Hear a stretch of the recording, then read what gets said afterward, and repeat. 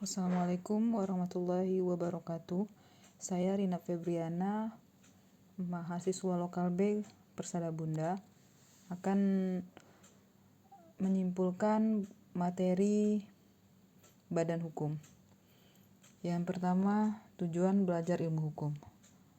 Bahwa pentingnya suatu pengantar dalam mempelajari ilmu hukum. Karena dapat disadari bahwa pengantar dalam ilmu hukum penting dan besar pengaruhnya untuk memasuki pengertian-pengertian hukum lainnya, sehingga akhirnya dapat menarik suatu kesimpulan sebagai suatu pengetahuan yang baru berdasarkan apa yang telah diketahui terlebih dahulu. 2. Bentuk perusahaan. Kesimpulannya, setiap jenis badan usaha di Indonesia memiliki kelebihan dan kekurangan yang berbeda. Secara umum, perbedaan tersebut terletak pada sumber dana yang dibutuhkan sebagai modal, teknik pendirian, dan aturan terkait pelaksanaan usaha yang sudah ditetapkan dalam undang-undang dan anggaran dasar masing-masing badan usaha. Begitu pula antar badan usaha berbadan hukum dengan badan usaha bukan berbadan hukum, di mana status hukumnya dapat menjadi nilai plus maupun minus bagi badan usaha tersebut. Ketiga, perseroan terbatas. Dapat disimpulkan di sini perseroan terbatas adalah suatu badan hukum untuk menjalankan usaha yang memiliki modal terdiri dari saham-saham yang pemiliknya memiliki bagian sebanyak saham yang dimilikinya. Karena modalnya terdiri dari saham-saham yang dapat diperjualbelikan, perubahan kepemilikan perusahaan dapat dilakukan tanpa perlu membubarkan perusahaan.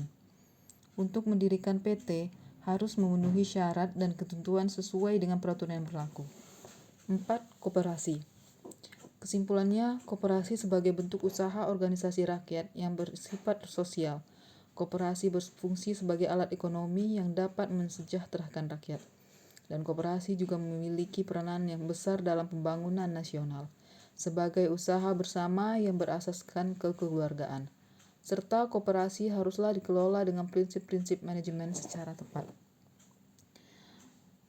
Yayasan.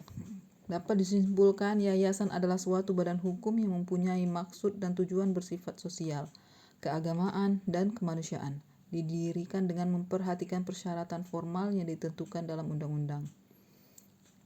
6. Badan hukum perseroan terbatas. Kesimpulannya, perseroan adalah suatu badan hukum yang mempunyai organ yaitu RUPS, Dewan Direksi, dan Dewan Komisaris, yang mana setiap organ mempunyai tugas dan kewenangan masing-masing.